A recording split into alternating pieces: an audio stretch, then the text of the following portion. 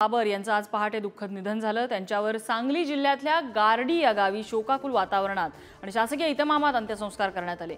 मुख्यमंत्री एकनाथ शिंदे, उपमुख्यमंत्री देवेंद्र फडणवीस, मंत्री शंभूराज देसाई, दीपक केसरकर आणि सुरेश खाडे यांच्यासह विश्वजित कदम, आमदार सुमन पाटील आणि इतरही अनेक क्षेत्रातले मान्यवर यावेळी उपस्थित होते। दुष्काळी आटपाडी खानापूर तालुक्यात बाबर यांचं पाणीदार आमदार अशी ओळख होती।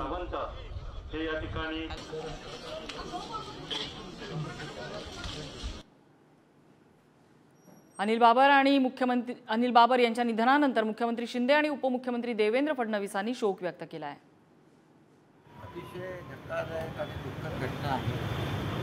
आमचे ज्येष्ठ सहकारी आमदार अनिल बाबर यांचं पहाटे दुःखद निधन झालं। कालच मी त्यांच्या मुलाशी बोललो, IC होते आणि आज त्यांना लीलावती मुंबईमध्ये शिफ्ट करण्याचा निर्णय झाला होता, परंतु दुर्दैवाने सकाळीच त्यांचं दुःखद निधन झालं। एक विश्वासू आणि प्रामाणिक सहकारी आणि ज्येष्ठ सहकारी आम्ही गमावला आहे। आमदार अनिल बाबरजी यांचं आज अचानक निधन त्या ठिकाणी झालं।